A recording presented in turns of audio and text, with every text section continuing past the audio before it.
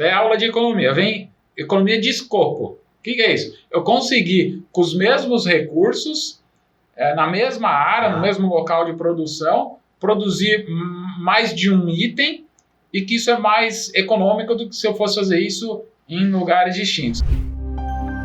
Conecta Agro, na raiz da informação. Esse é mais um episódio do Conecta Agro, o podcast do Grupo Agronelli. Sejam muito bem-vindos. Eu sou Renato Costa, diretor comercial de operações, e hoje eu tenho o prazer de estar aqui com mais um parceiro estratégico do Grupo Agronelli, uma empresa que eu acompanho há muito tempo e são referência na consultoria e planejamento das grandes empresas do agro.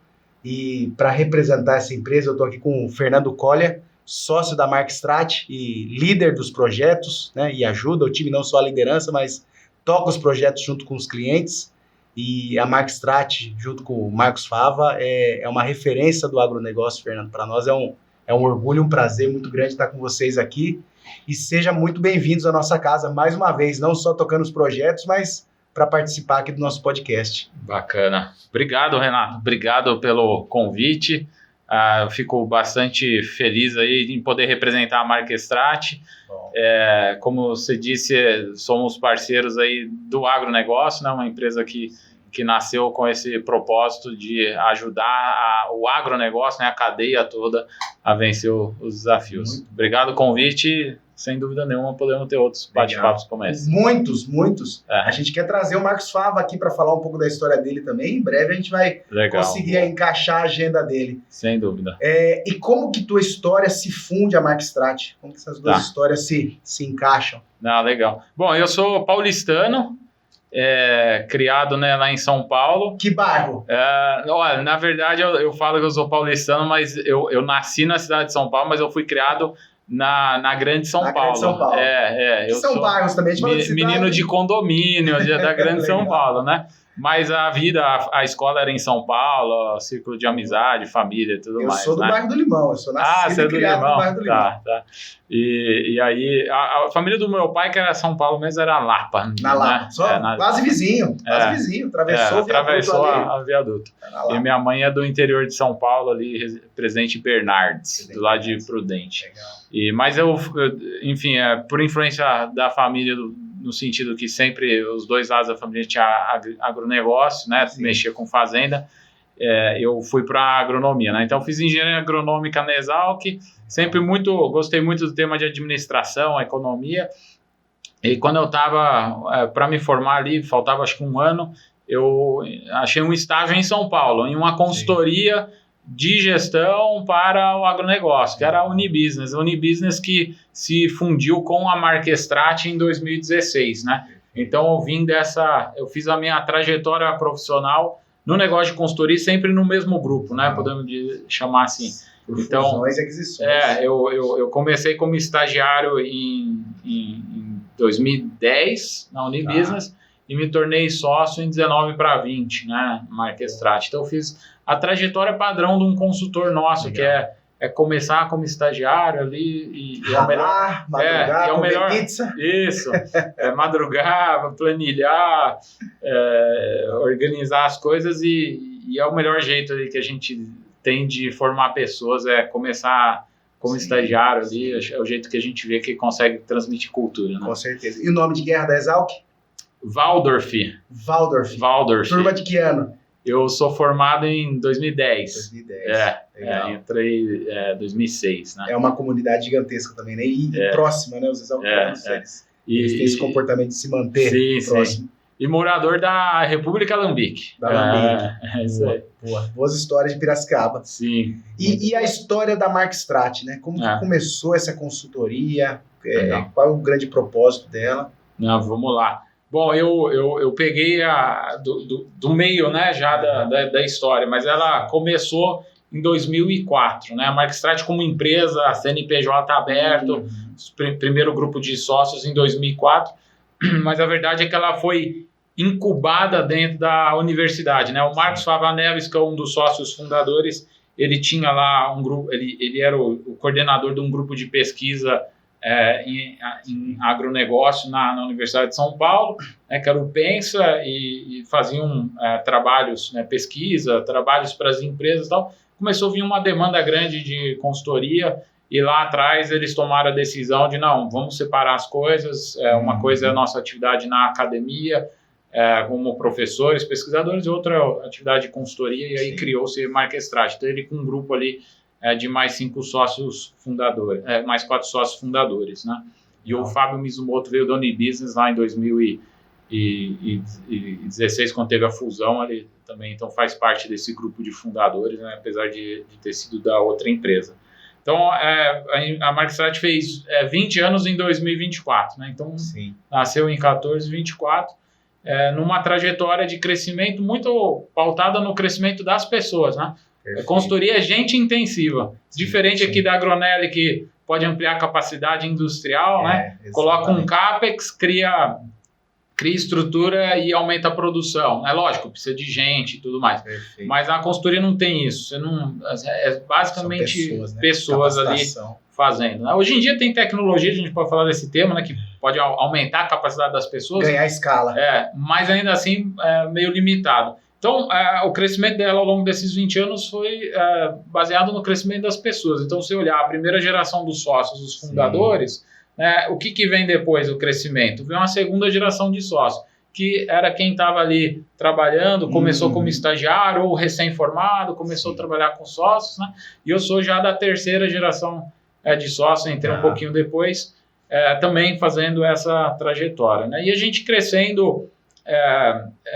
muito trabalho no início com a indústria de insumos, né, principalmente a indústria de defensivos, e aí ao longo do tempo vai expandindo a rede, vai maturando o conhecimento, as soluções, e hoje a gente atua no agro como um todo. O conceito de agronegócio, esse conceito sistêmico de um elo integrado com o outro, né, e com toda a prestação de serviço financeiro, tecnologia, a gente atua nele inteiro, né? Então desde a indústria de máquinas e insumos, equipamentos, passando pela rede de distribuição, como cooperativas, revendas, a elo de produção, né? Então a gente atende grandes grupos de produção, e o pós-porteira, que são as trades, a indústria de processamento. Eu sempre falo aqui que, se você pensar a cadeia do agro, né, o elo central é o produtor, e existe, eu não vejo cadeia maior em outros setores, né?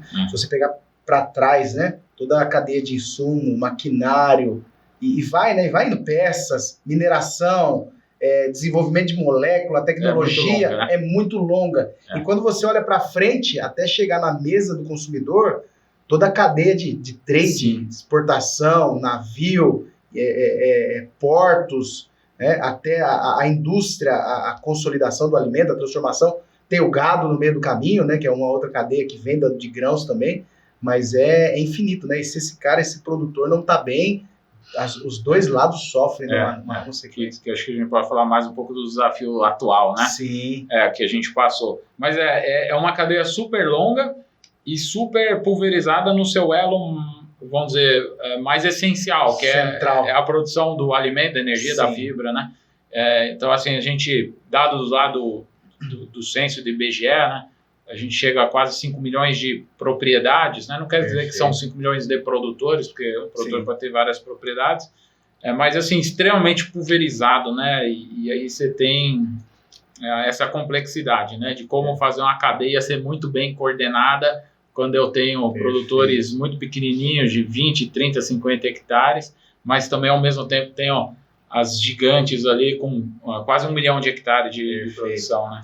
E se você começar a criar camadas disso, a estratificar, entra a cultura, entra a região, a uva do Rio Grande do Sul não é a uva do Nordeste, é outro tipo de produção, é outra cabeça de empresário, de produtor rural. Então, a hora que você começa a estratificar só esse elo central, tem várias camadas ali para criar uma estratégia, né? E aí eu acredito que a Marquestrate é esse ponto, né, que ajuda as empresas, para onde você está olhando, né? Qual é o caminho? Não, sem dúvida, porque assim, é como chegar no produtor, né? E como criar uma estratégia de acessá-lo e servi-lo. E aí, isso tem a ver com coordenar a cadeia. E aí é isso mesmo, assim, você tem um modelo cooperativista no Sul, que é o modelo vencedor. É o mundo. E aí você tem os outros modelos pelo resto do país, né? Tem as cooperativas de nova geração no Centro-Oeste, que elas já nascem com um propósito um pouco diferente das das do Sul, sim, né? Sim, tem modos de trabalho diferentes. Aí você olhando a cooperativa, né, a junção de produtores, você olha no Centro-Oeste ou no Sul, é outra empresa, é outro universo, é outro propósito. Né? É outro propósito. E é interessante que esses 20 anos de Markstrat, né, indo para 21, ela cresceu e se desenvolveu assim como o agro brasileiro, né? E hoje vocês têm a Harvey, vocês têm uma área de inteligência de mercado ligada à consultoria. Como que vocês fundem isso tudo num pacote ou não? São estratégias diferentes? Não, bacana. A gente sempre teve essa ligação umbilical com a academia, né, com a universidade. Então, todos os sócios fundadores, eles, além de sócios da Markstrat consultores, sim, eles atuavam academicamente. São professores na USP, na FGV, no INSPER, né? Então a gente teve sempre essa ligação com a academia e com o ensino. Então desde sempre os sócios davam aula de MBA por essas instituições, faziam treinamentos. Isso naturalmente começou a fazer parte do nosso negócio, né? Então por que treinamento, não, né? Treinamento corporativo. Então o sócio dava treinamento no MBA, mas também a gente começou a fazer isso dentro de casa, né? Legal, tem que dar um treinamento de, sei lá, gestão comercial para time de um cliente nosso, precisa dar um treinamento de governança, precisa dar um treinamento de finanças, qualquer que fosse o tema, a gente ia lá, organizava e fazia o treinamento. Sim. O fato é que assim, isso começou a virar um negócio, uma demanda muito grande. É isso, o agro cresceu bastante e todo mundo que estava nele cresceu junto, né? Exatamente. Então, a Markstrat não foi diferente. Você viu o nosso crescimento, ele está associado ao crescimento do agro, das pessoas. Eu comentei, né, que as pessoas foram se capacitando, se formando para conseguir entregar projetos, mas é porque o agro também foi crescendo e abriu essas oportunidades, sim, né? Então, a gente foi crescendo, os clientes começaram a vir com demandas cada vez mais complexas de treinamento, capacitação, capacitar 300 pessoas, 400 pessoas, o Brasil todo. E aí a gente falou assim, tá na hora de transformar isso num negócio, né? Tem uma sinergia gigantesca com a consultoria. Sim. Mas está na hora da gente criar um negócio a partir disso. E aí que veio a ideia da Harvey, né? A Harvey, ela começa inicialmente com uma ideia, vamos escalar o negócio de educação corporativa para os nossos clientes, mas aí a gente encontrou uma outra pessoa, um visionário, né, que é o Shahin Zaya, que é um empresário da educação no Brasil, e ele falou, vamos fazer esse sonho junto, mas vamos fazer maior, e aí veio a ideia de fazer uma faculdade mesmo, né? Então, praticamente ele na pandemia, né, ela surge. Foi, a ideia foi um pouquinho depois, assim, que foi, que a pandemia foi longa, sim, né? Não foi 2020, 2021, mas foi ali em 2022 que começou a coisa se ajeitar, a amadurecer. E aí, de repente, em um período, assim, deu 12 meses da decisão de criar a faculdade para ter tido o primeiro vestibular e matrícula das pessoas. Foi uma coisa, assim, muito rápida. E aí a Harvey, então, foi um negócio que naturalmente nasce com todo o histórico de educação corporativa que a gente faz na Markstrat, né, o InCompany, mas aí agregando a graduação, né? Então, a gente acabou em 2024, foi o primeiro ano das primeiras 4 turmas de graduação, né? Não, primeiro ano... primeiro dia de graduação. De graduação, né? E agora nos próximos dias, começa o segundo ano dessa primeira turma e a próxima turma, as próximas 4 turmas entrando aí, né? E entre presencial e virtual, né? Como que tá essa distribuição? A pandemia foi muito interessante porque, assim, antes da pandemia, nenhum cliente nosso aceitava fazer treinamento corporativo de maneira remota, né? Uhum. E a pandemia trouxe isso como uma obrigação, né? Ou você faz assim ou não faz. E aí a gente, né? Isso foi ótimo para nós, porque você escalou a capacidade de dar treinamento, né? Não tinha o custo de deslocamento e tal. E também a gente foi vendo o que funcionava, o que não funcionava, e os nossos clientes vendo que muita coisa funcionava, né? Uhum. Então, no InCompany, né, que é treinar as pessoas das empresas com um escopo definido junto com a empresa, a gente tem um modelo 100% remoto, 100% presencial e híbrido, né, que mescla um pouquinho dos dois. A graduação não, ela é 100% presencial, mas aí a gente tem também os cursos executivos, né? Tem o Executivo Global em Agronegócio, que aí esse é um curso para já pessoas que estão no mercado de trabalho, com parceria com universidades fora também, e que aí a gente tem módulos gravados, síncronos também, e o presencial, né? Aí faz um misto de dois. Porque como a gente tem o agronegócio no Brasil, acho que é super carente de educação e conhecimento focado, Entendi. E a gente quer atender, principalmente, né, o Brasil, mas tem eventualmente projetos em outros países e tal, a gente precisa ser mais democrático, e para você conseguir ser democrático, você precisa pensar em logística, deslocamento, e que a pessoa precisa vir até Ribeirão Preto, né? E então a gente mescla o híbrido por essa razão. Cara, né? E a área comercial, né? 2 momentos que eu posso falar para você. Eu tinha um gerente que trabalhava junto comigo na outra empresa, e ele sempre falava isso, ele tinha esse incômodo, né? A gente precisa criar uma escola de treinamento de vendedor. Tem o mercado vendedor. Qualquer empresa do agro se perguntar se tem área aberta de vendas, todo mundo tem uma área aberta, todo mundo tem uma vaga ali tentando buscar um profissional. E é o rouba-monte, né? Um rouba do outro e fica tirando o profissional de um lado, colocando do outro. E aí, a hora que começou a ter as escolas de treinamento de time de venda para o agro, ele falou, tá vendo? Perdemos a oportunidade. Eu falei que isso era necessário. E um outro episódio foi agora domingo. Eu com um amigo meu, ele é gerente também de uma empresa do agro, e ele falando do time de gerentes dele, né? Eu tenho vários gerentes, esse tá indo bem, esse precisa melhorar um pouquinho mais, mas eu tenho um cara que é o Galo Cinza, é minha referência, esse cara é o meu sucessor, dedicado, tem uma visão estratégica. Na segunda-feira ele mandou uma mensagem. Cara, lembra aquele cara que eu falei ontem? Acabou de pedir demissão, tá indo embora, arrumou uma oportunidade e ele ficou descalço, né? Ficou sem o cara que é a referência dele. Não, perdeu o Galo Cinza. Então, o quanto o desenvolvimento do time comercial das empresas é importante e tem uma carência muito grande de posição de vendedor, e aquele assim... O vendedor, eu acho que parte é conhecimento técnico, né, para poder vender, se posicionar na frente da cliente, mas parte é atitude, né? Atitude comercial, de vendas, do cara se mostrar, é um mundo diferente. É um mundo diferente. Dessa turma, né? E se fizer um paralelo com a área da saúde, né?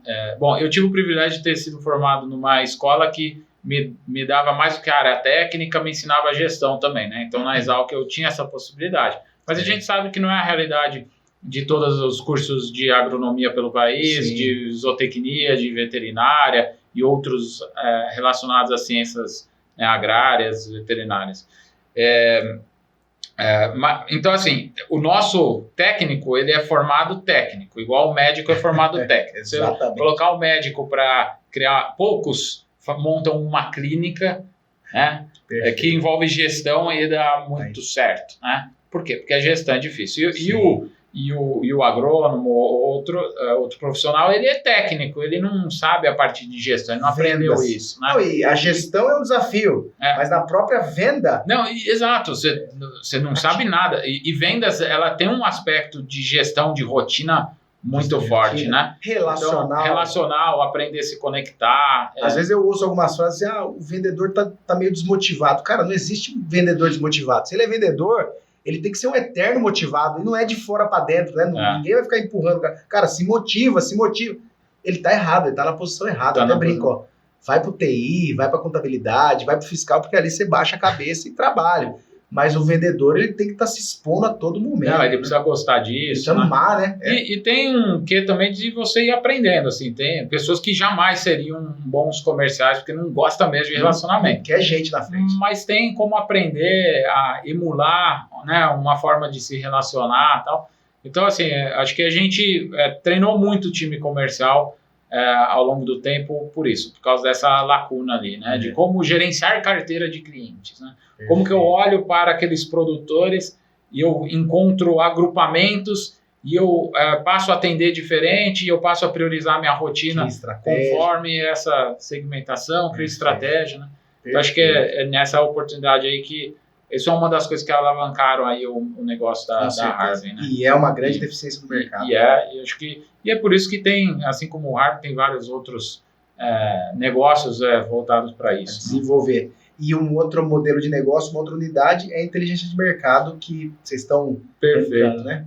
Então, educação e inteligência de mercado sempre esteve conectado com a consultoria. num projeto de planejamento estratégico, o que você precisa? Dados e informações externas para comparar com o teu negócio, ter um bom diagnóstico e aí ver as oportunidades existentes a partir desse diagnóstico e tomar decisão.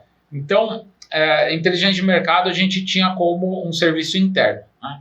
E agora a gente começa a transformar isso numa área de negócios mais estruturada para ter produtos para o mercado, né? O mercado é muito carente de informação. Assim, você tem bastante dado, mas como traduzir esse dado numa informação que gere conhecimento? Esse é o grande desafio da inteligência. Isso que é a nossa expertise na consultoria: pegar dado, cruza, traz informação, junta, so what, né? E então, e acho que a gente, a partir desse ano aí, alavancando bastante essa área. Então, totalmente integrado, consultoria com treinamento, capacitação e inteligência de mercado, né? Então, acho que eu acho que para pequena e média empresa do agro, você ter uma área de inteligência de mercado é muito caro, né? É muito difícil nos centros que o agro é forte. Eu vou falar aqui Uberaba, né? Você achar uma pessoa que tem essa análise crítica, entende bem dos modelos e entende da área agronômica, né? Porque você pode pegar um puto cara que entende de dados, mas não sabe distinguir o trigo do milho, né? E ali ele começa até entender do agronegócio. Esse profissional ele começa a ser muito visado pelo mercado e alguém rouba ele. Aí você precisa começar tudo de novo.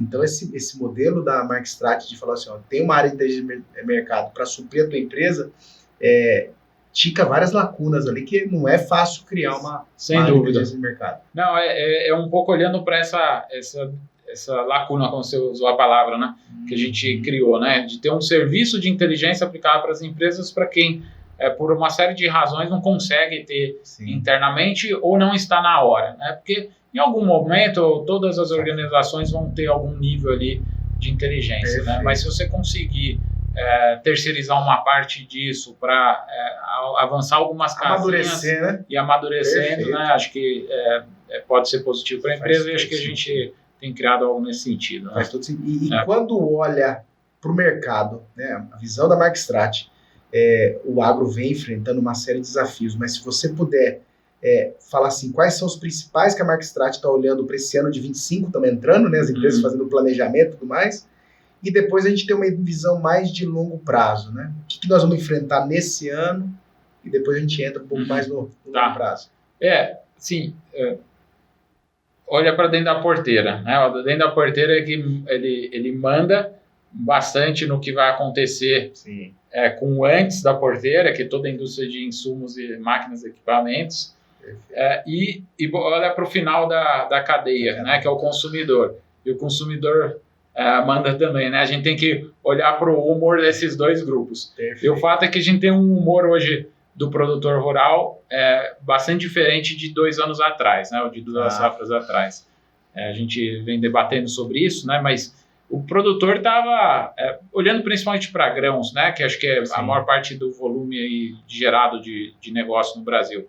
Ele estava muito confortável com as margens que estava alcançando no negócio, né? A gente tem estimativas do EBIT, né? A geração de caixa ali, desconsiderando, fazendo um disclaimer, né? Desconsiderando o custo da terra aqui, tem produtor que é arrendatário, outro terra própria, então, olhando a atividade mesmo, a operação ali, vamos falar no EBITDA de 40%, né, lá atrás. E aí a última safra, 23, 24, já colhida, né? Em algumas regiões do Brasil ali, zerado ou negativo, né? Então, esse produtor ficou engargalado ali, né? Perfeito. E aí, quando isso acontece, ele fica menos propenso a adquirir máquinas, fazer investimentos e muito restrito no que ele vai investir em insumos no negócio dele e muito mais barganhador, né? Então, tem esse efeito, né? Esse ano a gente teve o ano passado essa questão muito forte que impactou o resultado das empresas. E esse ainda é um ano de ajuste, né? O produtor já está melhor agora na safra que vai ser colhida 24, 25, mas a margem dele está apertada. E aí o impacto disso ainda é uma menor apetite a investimentos, seja em coisas físicas como, né, imobilizar como numa máquina ou no insumo, e a outra é o risco de crédito ainda para as empresas de ter aí um radarzinho ligado, né? Perfeito. Acho que essa crise ainda não passou do crédito, né? A gente ainda está nela, e essa safra de ajuste, para quem sabe na 25, 26, a gente já tem uma situação mais normalizada, e aí o produtor fazendo mais investimento e tal. Aí isso tem uma implicação, então, em gestão de risco para as empresas, e a segunda é calibrar o crescimento. A gente veio mal acostumado, né, do crescimento muito forte do agro, com o produtor ganhando dinheiro. E aí todo mundo tinha um plano de crescimento muito acelerado. Todo mundo. Você via para o mercado. E agora já não é mais assim. O apetite do produtor está diferente, das empresas vai ter que dar uma calibrada aí no ritmo de crescimento. Então, acho que esse é a questão, né? Olha para o que as empresas planejaram para esse próximo ciclo, checa se está condizente com a realidade que está aqui colocada, né? E a segunda coisa que a gente tem trabalhado bastante com os clientes é a eficiência operacional dos negócios, né? Então, a gente teve um ciclo muito bom de crescimento, aí depende do elo que você olha, mas para a indústria e para a distribuição de insumos com margens que foram bastante convidativas no ciclo pré-pandemia, um pouquinho pós-pandemia, né, margens boas, e de repente essa margem encolheu muito rápido. Sim. O fato é que está todo mundo crescendo com margem gorda. Claro. A hora que o mercado dá uma diminuidinha e a margem aperta, quem não se ajustar rápido passa a gerar resultado negativo, né? Então, acho que o ano passado já foi disso, a gente viu muito corte das empresas, ainda é um ano de ajuste para recuperar. Né? Corrobora muito com o que o Paulo Souza, presidente da Cargill, falou esse mês agora, né? Soltou uma matéria que ele diz, né? São 2 anos de acomodação ainda. De acomodação. 26, a gente vai passar. É verdade, saiu a fala dele recente. Mas é isso, a gente está vendo isso, ainda é um ano de... E aí a eficiência operacional, ela pode estar na parte industrial, ela pode estar em melhorar minha estrutura de gente, comercial, interna, e logística, né, que é um custo bastante alto nos negócios, né? Tem muitas atividades que empresários aí no setor de insumos, que você perguntar qual que é o teu custo logístico, não tem muito clara a conta, né, de qual que é o meu custo de armazenar, de entregar, né? Sim. Não é as 3 ou 4 primeiras linhas ali e acaba entrando nos crescimentos. Exato. Só que ali, assim, sempre tem 1% ali para você buscar uma otimização, e isso faz muita diferença para quando um negócio está ali com uma margem EBITDA ali de 7, 8, né, sobrando um líquido. Às vezes tem negócio aí com 2, 3, 4, né, no negócio de insumo de distribuição. Sim. Né? Então, acho que esse é o ponto, eficiência operacional aí. Eu acho que essa crise, o pessoal, foi uma crise mais anunciada do que ali 2014 ou 2008, né, onde foi muito repentino a queda das commodities, a crise mundial, e os canais, as indústrias, elas estavam super estocadas, né? Esse ano eu vi muita gente falando, enquanto os preços ainda estavam num pico elevado, o pessoal falando, olha, vai ter uma virada para baixo, e mesmo assim, mesmo com esses anúncios, muito canal de distribuição, até próprias indústrias, né, foram pegos no contrapé, né, de muito estoque que venceu, né, teve que sair de operação. A gente acompanhou esse processo a gente tem um painel de especialistas que a gente acompanha com pessoas do mercado, vários temas, um deles é estoque de passagem, né? E a gente acompanhou lá em 23 para 24, né? E aí terminando a safra 23, 24, o estoque de passagem ainda bastante alto, né? E aí o desafio é que as cadeias longas, né, como a gente falou, e muito complexas, a gente começou, imagina, falar de preço de container. Você vai lá para qualquer praça no Mato Grosso, conversar com um dono de revenda, ele estava falando de preço de container. Imagina se 5 anos atrás a gente falava, antes da pandemia, nesse assunto, né? Não falava. E só que o preço de container está impactando o preço dos insumos, né? Então a gente viu esse super estoque com preços caros, porque era preço de pandemia, e aí, de repente, você tinha todo mundo tendo que liquidar, desovar rápido esse estoque, com o preço caindo. Então, desovando abaixo do preço de custo, sim, né? Sim. Então, isso impactou muito aí as margens da rentabilidade, né? Quando a gente olha outros mercados, né, Fernando? Como a gente falou, são várias camadas. A gente olha o cara café, cana, laranja, é um outro mundo nesse momento, está descolado, né? Está descolado. Porque você tem o café alcançou preço histórico aí recente, sim, né? Então, a gente acaba falando, focando bastante na soja aí, que é um mercado maior, né? Sim. Mas você tem outras realidades, né? Então, o setor de café indo muito bem, o setor de cana aí num bom momento. Enfim, tem laranja, histórico, né? A Flórida praticamente sumiu do mapa, né? A produção de laranja na Flórida dizimada. Ali acabou, né? Isso era o segundo maior produtor, né? Então, para o produtor tá bom, para a indústria não é tão assim. Capacidade de colocar o preço também depois lá na frente. A laranja é um mercado que vem caindo consumo, né? Então, esse desafio, sim, mas o HF com preços interessantes. A pecuária voltando, né? É o ciclo, né? A pecuária, a gente só tem certeza, né? Que tem um ciclo ali de redução das matrizes, recomposição. Isso. Então, aí, vamos dizer, o produtor pegou as duas porradas boas ao mesmo tempo. Foi os Estados Unidos depois de um ciclo de descarte de fêmea muito grande, e o Brasil na mesma, né? E aí isso, sim, deu uma impulsionada aí na arroba. Agora já baixou um pouquinho, mas estamos num patamar melhor do que o de antes. Né? E trazendo essa questão dos Estados Unidos, Brasil, as diferenças, o que vocês enxergam no agro global e o Brasil? Quais são as diferenças na visão de vocês? E como que a gente toma vantagem em relação a isso? Né?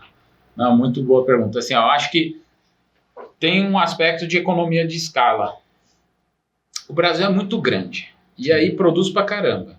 Tem áreas muito grandes. Isso faz a gente ter uma parte de eficiência operacional, né? Então, competitividade de custo por ter grande, por trabalhar em escala, né? É lógico, a gente tem um pequeno produtor de 50 hectares, 100 hectares, né? Mas, assim, a gente tem um volume muito grande de produtor trabalhando numa eficiência muito boa de escala. Isso torna a gente competitivo em todas as commodities que a gente joga, né? E junto com escala, isso é aula de economia, vem economia de escopo. O que é isso? Eu consegui, com os mesmos recursos, na mesma área, no mesmo local de produção, produzir mais de um item e que isso é mais econômico do que se eu fosse fazer isso em lugares distintos. O que é isso? A nossa safrinha, né? Então, ou até a terceira safra, né? Então a gente consegue isso também. A gente sabe, o produtor, o que ele faz? Ele joga a maior parte dos custos para a safra de verão. Fala assim, o meu lucro está na safrinha, né? Está usando ali os mesmos recursos, a mesma área, o mesmo equipamento, a mesma mão de obra que ele já tem fixa ali, né? Otimizando. Então isso acho que é uma diferença que dá bastante competitividade para o nosso produtor. E lógico, essa economia de escopo é permitida pelo clima, né? Que aí é uma vantagem que a gente tem comparativa a quem está mais para os extremos ali do norte ou do sul, né? Acho que é isso. E aí tem uma consequência. Ao ter economia de escala, ao ser muito eficiente e ser um grande mercado, a gente atrai as inovações para cá. Então, as empresas globais que querem inovar, fazer coisa diferente na agricultura, elas precisam vir para o Brasil, elas precisam estar aqui, porque aqui é um mercado dinâmico. Está borbulhando, né? Aqui está borbulhando. Lógico, você tem Estados Unidos como um outro baita mercadão, você tem aí de maneira agrupada quando olha para a Europa, mas aí é muito diferente, são vários mercados mais maduros, né? Você não tem grandes e não tem, exato, já uma agricultura que vem num desafio muito maior que o nosso de sucessão, e mesmo de rentabilidade do produtor. Então, assim, quer olhar para um mercado que cresce muito, que é dinâmico, que tem escala para você colocar produto e crescer, é Brasil. Então, isso traz as inovações para cá com força, o que reforça a nossa competitividade, porque inovação permite ser mais produtivo, ser mais eficiente. Né? Então, e o Brasil, talvez, ele não acelere tanto quanto a gente deseja, né? Claro, nosso desejo de ambição é muito grande,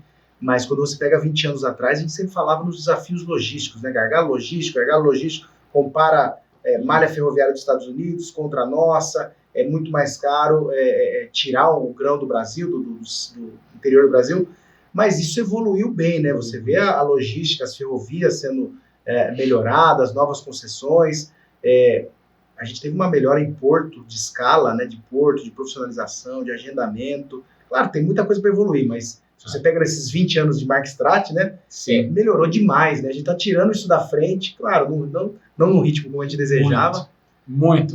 Tá? Se a gente... Não, perfeito. Se a gente olhar Arco as Norte, exportações... Né? O Arco Norte. O Arco Norte, ele faz mais de 30% já do volume exportado, né? Não sei se chegou em 40%, mas deve estar beirando 40%. Sim. E tem muita obra ainda sendo feita, né? Para viabilizar ainda mais o Arco Norte. Eu chego a arrepiar quando eu ando ali de Cuiabá para Primavera do Leste. Eu não lembro exatamente onde está o entroncamento, mas tem uma obra de ferrovia, vai ser um terminal intermodal ali. O trem chegou, na verdade, o trem já está ali até Rondonópolis, tem aquelas... Sobe até Lucas, né? Tem aquelas grandes...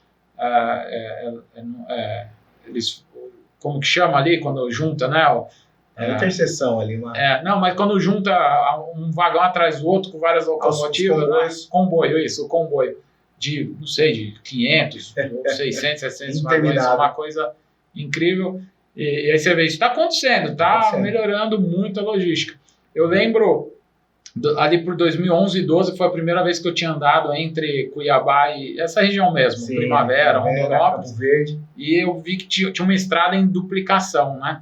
E hoje você passa ali uma boa parte do trecho duplicado, super qualidade. Então a gente deu um boom de logística e continua dando, que acho que vai viabilizar ainda mais aí a nossa competitividade. Se você participa de congressos, né, há 10 anos, 15 anos atrás, congressos de soja, do Cerrado e tudo mais, o tema logística ele era recorrente. Se você participa agora, você já percebe que tem um pequeno painel ali, mas é uma coisa que está tirando da frente, cara, a produção cresce, a produtividade cresce, expansão de área, pastagem, então sempre é um gargalozinho ali. Mas era tema central, né? E hoje você fala muito mais de financiamento, de linhas, de como financiar o produtor, dos problemas climáticos. E aí quando você olha o Brasil, né, abertura de área nova, área sendo aberta bastante no Mato Pipa e tudo mais, tem uma área gigante de pastagem ainda para crescer, e vindo uma onda muito grande, que é a onda da irrigação, que aí você consegue fazer 3 safras, né, numa mesma área. Sim. Então a capacidade do Brasil ganhar essa escala e esse escopo que você disse, ainda é muito grande. É muito grande. A gente só tem um parênteses com a logística, a gente costuma lembrar só daquele... o elo do frete, né? Da parte do frete. Mas tem uma outra parte da logística que é o armazenamento, né? A armazenagem. Tiro curto ali. Que é falar assim, ter capacidade da lavoura. Isso, porque isso é estratégico para o produtor, de repente conseguir escolher um melhor momento para vender, né? Alguma coisa assim. E esse ainda é um baita gargalo e está relacionado com essa nossa prisão dos juros altos, né? Então, mesmo com linhas de financiamento. É super caro, né? E aí é coisa que você precisa de muito recurso, do produtor, na hora de decidir entre investir numa máquina, comprar uma terra, um gado, ou investir em armazenagem, ele acaba optando por aquilo que, vamos dizer, gera mais receita, né? Então, é um tema aí. E que impacta também, essa questão dos juros impacta na irrigação, a capacidade de investir também. Custo de energia, financiamento, são coisas que estão na mesa para discussão. Né? O custo da energia é interessante, que essa tecnologia dos painéis solares mais eficientes tem viabilizado. Né? Você vê muita fazenda já comum, você pega um trecho, vai olhando assim, muita fazenda já com placa, com uma fazendinha fotovoltaica, né? Isso aí pode a gente vê muita viabilizador. Projetos em usina de cana de irrigação, né? Então, se olhar para trás, que usina que falaria de irrigação, né? Irrigar a cana, né? E hoje tá se tornando uma realidade. Né? E quando a gente fala sobre essa competitividade do Brasil, né? O Brasil vendendo produtos lá fora, você pega alguns países, principalmente a Europa, tentando fazer alguma barreira, alguma proteção da agricultura deles, mas é muito difícil o cara conseguir proteger o mercado local, porque ele gera um movimento inflacionário muito grande, né? Você fechar o teu mercado para um mercado que é muito eficiente como o Brasil, né? E esses movimentos vocês vêm olhando. Esse está dentro daquele conjunto de, vamos dizer, tendências para a década, talvez, que a gente vê como um ponto de atenção, né? A gente teve essa globalização ou hiperglobalização, que as cadeias globais super integradas, que foi um dos viabilizadores de um crescimento grande da economia global. Se pegar a China lá, que teve um papel muito importante de fornecer para o resto do mundo coisas baratas, lá atrás com baixa tecnologia, mas né, fomentando o consumo, e isso que permitiu que a economia deles crescesse e ficasse mais rica. Né? Mas hoje é diferente, porque eles estão produzindo tudo em pé de igualdade com os países que eram os grandes produtores de tecnologia, coisa de alto valor agregado. O Rei Dalio fala, né, que nenhum país consegue ser competitivo por muito tempo, né, porque aumenta a renda, gera todos os direitos trabalhistas, aí aquele país fica caro de novo, né? E surge uma nova... Mas você tem um conjunto aí de outros países asiáticos ali que estão crescendo muito, que ainda estão atrás do que a China está hoje e gerando muita oportunidade. Mas a gente teve esse ciclo da hiperglobalização e hoje a gente vê esse protecionismo, esse discurso do protecionismo muito forte nas principais nações. Então acho que esse é o tema que pode impactar as cadeias, cada uma à sua maneira, né? Mas pode impactar. Algumas podem ter algum impacto positivo para nós, né? Por exemplo, a gente sabe que os Estados Unidos fornece soja para a China, mas agora, a gente não sabe, daqui a pouco o Trump vai anunciar 100 medidas dele, dentro dessas 100 pode estar alguma coisa que acentue a guerra comercial. Sim. E aí isso pode ter um benefício. Você pergunta para produtores hoje, né? Nós estamos gravando dia 15 de janeiro. Você está esperando para colher soja? O cara fala, não, estou esperando para o Trump tomar posse, né? Para ver o que ele vai fazer. Para ver o que vai fazer. Como o agro está antenado globalmente nessa geopolítica, né? Exato. Você imaginava no passado. É incrível. E acho que isso pode... A gente tem que ter atenção. Eu sei o que vai acontecer, qual vai ser o impacto? Não. Mas a gente sabe que isso vai impactar as cadeias, então as empresas têm que estar atentas, não só para a venda dos produtos, mas até para os insumos, aquilo que a gente precisa para viabilizar o agro. Dele, exatamente. Né? Perfeito. O produtor está antenado. Antigamente ele ia ali na cooperativa, ia ali no balcão ou ligava para o comprador, falando, quanto a soja no balcão? Está tanto, independente do que está acontecendo no mundo. Hoje o cara está querendo saber como é que está esse movimento, para ele tomar a decisão. E tem muita gente especializada falando sobre isso hoje, né? Que faz isso de maneira rotineira, que recomenda para o produtor e tal. Isso é ótimo, né? Porque também não dá para querer que ele vai entender muito bem de como fazer uma baita de uma produção tecnicamente, né? Cuidar da gestão de tudo e ainda ficar entendendo como que os mercados funcionam. Uma grande corporação agrícola, né, ela tem gente para isso tudo.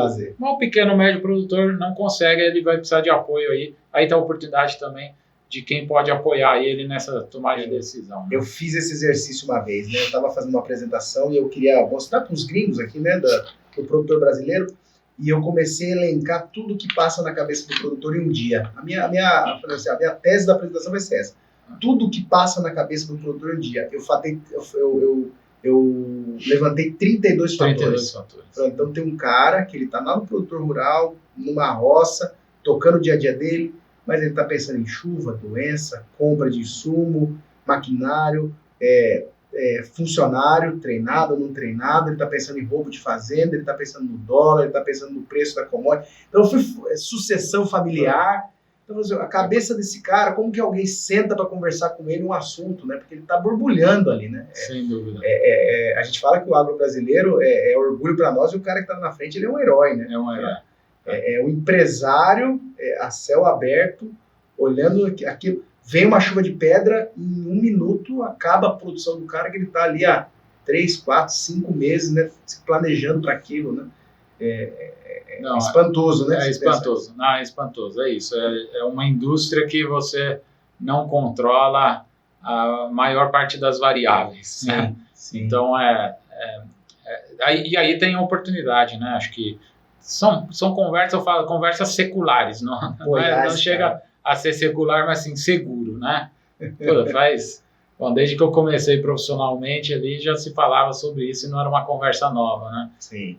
Mas esta, né, logística era outra, né? Mas acho que aí tem uma oportunidade também, Pessoas de confiança que ajudem ele a tomar essa decisão, né? Faz o seguro, faz o treinamento da tua equipe, faz head de câmbio, olha o mercado internacional. Então, assim, dá para olhar todos, né? Mas são 32 fatores que estão na cabeça desse cara. Isso me chama atenção. E você pegar na safra, eu tenho certeza que são mais de 100 decisões importantes que ele, por segundo. Que ele toma, né? E aí entramos no outro tema, né? Tecnologia. Como que a Markstrat está olhando essa revolução tecnológica e como que ela vai ajudar esse cara lá na ponta. Fala, calma, meu amigo, respira. Hoje tem ferramentas para se apoiar. Sim. Não, eu acho que é o desafio de todos os negócios, como integrar as tecnologias para ganhar eficiência, para melhorar o serviço, melhorar o atendimento, né? A gente internamente criou um grupo de trabalho para essa finalidade. Falou assim, tecnologia. O quê? Não sei. Vamos analisar tudo que existe, né? Acho que, aí assim, olhando para o negócio da consultoria, mas que pode ser para as outras empresas aí, acho que primeiro tem uma primeira onda, que é aquilo que é o mais básico, assim, que a gente consegue utilizar, né? Por exemplo, a gente passou a usar assistente virtual de reunião, né? Então, estou numa reunião, tem um softwarezinho de inteligência artificial me acompanhando, fazendo a ata, registrando tal, não sei o quê. Putz, e faz muito bem. E faz em várias línguas. Outro dia a gente eu acabei não falando disso, mas a Markstrat atua em vários países, né? A gente opera do Brasil, mas a gente tem projetos nos vários continentes aí, né? Então tinha um time com um projeto, acho que eles estão na Polônia. Estavam fisicamente lá entrevistando o produtor. E aí com o aplicativo tinha tradutor, né? Para essa conversa, porque não tinha como ser em inglês e tal. O produtor não falava inglês. E aí tinha o aplicativo ouvindo em polonês, traduzindo já na hora para o time que estava no Brasil, estava ao vivo, vendo aquela tradução já no português ali e entendendo, né? Então, assim, coisas assim, que já estão maduras, a gente tem que incorporar imediatamente no nosso negócio. Acho que essa é a mensagem. Aquela tecnologia já madura, validada, não tenha dúvida, incorpora. Você vai ganhar Você vai ter uma curva de aprendizagem, mas ela tem que ser rápida, né? Para dentro.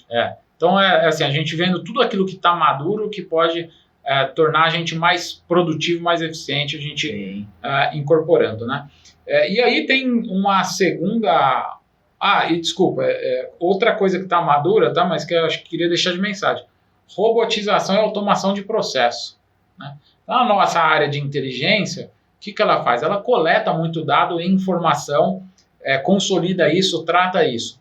Eu posso ter uma pessoa fazendo isso, eu posso ter hoje já um robozinho fazendo isso, né? Então, isso é uma coisa que a gente já tem lá implementada. É o robozinho coletando, tratando minimamente. Depois que esse trabalho mais braçal foi feito, algum ser humano vai lá para analisar, interpretar, etc. Né? Então, acho que isso são coisas de incorporação e que para os nossos clientes, né, a gente recomenda. Automação de processos, tudo aquilo que é manual, repetitivo, segue um padrão e tal, hoje a tecnologia já consegue fazer, né? A gente não ficar gastando o recurso humano para essa finalidade. E tem aquilo que é da segunda onda, que a gente ainda está vendo como incorporar, né? Então, inteligência artificial. A gente sabe, bateria de carro aí, saiu recentemente um estudo, o pessoal usando a inteligência artificial conseguiu melhorar muito a bateria. Sim. Você tem a bateria de íon lítio e você tem a de sódio, né? Só que a de sódio não era eficiente, uma série de... Com inteligência artificial, os caras aceleraram e conseguiram construir uma super bateria, né? Então, assim, eu vi isso em medicamento. Acelerar teste de medicamento com inteligência artificial. Perfeito. Isso vai chegar em produtos, insumos agrícolas, né? Vai chegar em várias coisas. Isso a gente ainda está tateando, né? Mas a gente está lá no grupo de trabalho vendo como que isso vai ser. Nós vamos chegar numa cauda que não dá espuma ainda, que não reage com inteligência artificial. Exato, mas só um dado, o screening de moléculas, o que é o screening de moléculas? É descobrimento de moléculas químicas, né? Lá atrás, tem um estudo, lá na década de 90, 95, você custava X.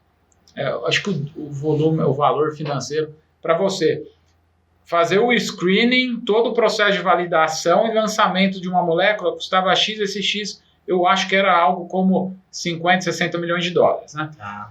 Na última década, isso passou para casa de quase 300 milhões de dólares. Lá atrás, você precisava passar por 50 mil moléculas para descobrir uma. Na última década aqui que a gente terminou, você precisava fazer o screening de 150 mil moléculas. Quer dizer que vai ficando mais difícil. Agora, com a inteligência artificial, você abre uma infinidade de novas possibilidades. Acho que esse é um caminho aí. Mas a gente... Mas tem que ter ou uma empresa terceirizada ou uma área dentro da tua estrutura e falando, olha para isso aqui. Então a gente botou como um grupo de trabalho, então uns consultores, um sócio, outro ali envolvido, para a gente estar avaliando e vendo como integrar essas coisas. Sem sombra de dúvida, onde tem uma oportunidade imediata é a análise de dados, geração de ideias. Né? Aquela coisa do Big Data, se fala há uma década já, agora esse Big Data está sendo viabilizado por uma capacidade de processar ele fantástica, né? Que os chips aí mais avançados, os modelos de inteligência mais avançados, né? Eu tenho uma questão que me incomoda muito, que é o fato de se tornar obsoleto, né? Tanto como pessoa física mesmo, como empresa, né? Você vê a tua empresa se tornando obsoleta, né? Você como pessoa, né? Eu lembro da minha mãe, eu tenho orgulho do meu filho saber rebobinar a fita do videocassete, né? E daqui a pouco você tem que pedir para os seus filhos fazerem isso, né? Então esse incômodo bate. E aí eu fui fazer um curso de inteligência artificial para negócios. Legal. Né? E é interessantíssimo esse mundo, para onde ele está indo e a velocidade que ele está acontecendo. Mas foi interessante que teve uma das aulas que o cara falou assim, ó, tem um site que chama There are an AI for that. Quer dizer, tem uma inteligência artificial para isso. Então, pô, será que alguém já criou? Não. Vai lá naquele site que tá lá, você vai descobrir. Tudo tem. E aí, ó, a coisa começou a fazer parte do nosso dia, uma coisa que... Né? Prompt. De repente, a turma tá falando do prompt. O que é esse tal desse prompt? O prompt é a ordem que você dá para o seu assistente ali executar algum pensamento. O chat GPT como um exemplo, né? Você escreve lá um prompt para ele produzir alguma informação para você. Então, por exemplo, hoje, indústria de comunicação já usa. Você vê lá algumas matérias, está escrito assim, produzido por inteligência artificial com a supervisão de tal pessoa. Né? A consultoria, a gente já não faz isso, né, de gerar um relatório produzido por inteligência, porque a consultoria é a gente, é o consultor. Mas em alguma medida a gente vai ter ali um suporte, sim, para a produção de conteúdo, de análise. Né? Muitos estudiosos falam que a melhor interação é essa, né? O ser humano trabalhando é 1, a máquina trabalhando é 3, mas o ser humano mais a máquina é 10. É exponencial. Você ganha escala, né? Não é 4, não, é 10. Então é essa interação que falou, pô, será que eu preciso investir tempo aqui? Ou eu deixo com a inteligência artificial rodando e em algum momento aí eu pego esse trabalho para fazer o refino, o ajuste. Mas é o caminho, né? Eu acho que o produtor rural... Eu falo que o agronegócio ele tem uma vantagem, uma bênção por ser atrasado. Ele é mais conservador, ele tem várias decisões que o prejuízo é muito grande, então ele consegue olhar para outros setores e falar assim, isso vai chegar daqui 4 anos aqui. Então olha banco, olha tecnologia, olha varejo, né? Ele fala, pô, se está acontecendo lá, vai chegar no agro, né? E chega mais maduro. Não, vai chegar... Por exemplo, o produtor pequeno e médio, não tem como, vai ficar pensando em como usar a inteligência artificial, como usar automação, vai precisar chegar já o pacotinho para ele, né? Desde como fazer o processo de contas a pagar e receber dele ser mais automático, até como fazer um planejamento melhor do time dele na fazenda, né? Acho que, mas vai precisar de alguma solução mais madura. Trabalhos mais braçal, todo produtor tem ali um escritorinho de contabilidade, alguma pessoa, cara, isso aí vai ser substituído por pessoas com mais inteligência para ajudar ele a tomar a decisão, né? Perfeito. Acho. E saindo de tecnologia e indo para a sustentabilidade, né? A Agronelli, eu acredito que é um caso à parte, né? E uma das discussões que a gente teve com a Maxtrat, né? O teu plano de futuro, sustentabilidade é drive ou é opcional, né? E a Agronelli foi muito categórica, não, isso é drive, é com sustentabilidade ou não é, né? Hoje nas empresas, a Maxtrat tem trazido esse tema mais para as empresas, olha a sustentabilidade desse plano que a gente vai fazer em conjunto, ou eles estão falando, olha, não esquece da sustentabilidade, Maxtrat, ela tem que estar no meu plano de negócio. Como é que está hoje andando? Legal. Não, a Agronélia aqui é um caso bastante peculiar, porque acho que vocês nasceram como um negócio sustentabilidade, né? Focado na sustentabilidade, toda a história aí da empresa que se confunde com seu fundador, né? Então acho que tá conectado. Mas como que a gente leva esse tema, né? Lembrando, sustentabilidade ou ESG hoje, né? Mas você fala do ambiente, social e governança, né? A gente leva isso principalmente nos projetos de planejamento estratégico na análise de ambiente, né? Então, assim, o que está acontecendo no mundo e como que essas coisas nos impactam, né? Então, temas como crédito de carbono, recuperação de áreas degradadas, gestão de resíduos, isso tudo, né, que aí envolve economia circular e tal, a gente traz como, tem esses temas influenciando o nosso negócio. Onde pode ter oportunidades diretas de eu entrar como negócio, né? Sei lá, eu aproveito isso para entrar num negócio lá que eu diversifico o meu portfólio e trago um produto que eu estou gerando algum impacto, né? Sequestrando carbono, ou sei lá, né? Ou dando uma finalidade para o que seria um rejeto, um resíduo de alguma outra empresa, né? Que entra na lógica da economia circular. Então pode ser que a gente traz isso e conclui que existe uma oportunidade direta de negócio, ou mesmo como uma oportunidade na tua oferta para o teu cliente de você trazer isso. Então, por exemplo, eu atendo produtores rurais, os produtores rurais têm um desafio na porteira, dentro da porteira. Ele precisa ter os prazos, os planos de recuperação de área, precisa recuperar a área, ele tem alguma... Tem a estação de tratamento, depende, né, confinador, o suíno e tal, enfim, nas usinas. Então, você pode ter no teu modelo de negócio alguma oferta que entregue e ajude a viabilizar isso para ele, né? Um produtor médio-grande, o médio grandão, né? Já do pro grande ele pode desenvolver essas coisas sozinho, ter gente para ir atrás e tal. Mas pro médio pequeno, não, ele vai precisar de apoio para fazer essas coisas, né? Então acho que a gente traz isso como uma discussão no planejamento estratégico das empresas, né? Então só que essa é uma das partes, né? Estamos falando do environmental, né? O ambiental. E aí você tem o social, o principal tema que a gente leva e que a gente oferece também é a formação de gente, né? Eu acho que a gente comentou social, já. Primeiro começa pelos colaboradores, né? Como aumentar a capacidade das pessoas, como melhorar a capacidade delas e via educação, treinamento e tal. E aí a gente entra ativamente, né? E no governança é uma palavrinha estranha, né? Muita gente não sabe, mas governança tem a ver com quais são os seus processos, políticas, práticas de gestão que ajudam a ter um bom modelo de controle e incentivo da sua gestão da sua organização, né? Então a gente entra em governança ativamente apoiando as empresas a políticas, né? Então pega a política de crédito para minimizar risco do negócio, política financeira, que é a mesma coisa, qual que é o grau de alavancagem, onde eu coloco o meu recurso, eu posso concentrar tudo numa única instituição, não posso, né? Gestão de risco. Passando por temas, por processos gerais da empresa, né, que garante padrão em tudo que você faz, política de avaliação de desempenho, modelo de incentivo, porque governança tem a ver com isso, como que eu alinho todo mundo para os objetivos que a organização tem, né? Sim. E o modelo de avaliação de desempenho e de incentivos, ele em parte serve para isso, para alinhar esses interesses. Perfeito. Então a gente entra nisso. E na governança corporativa e familiar também bastante forte. Desculpa, entrando em governança corporativa, falando de formação de conselho, acordo de sócios, esse tipo de tema. Estrutura organizacional, exato.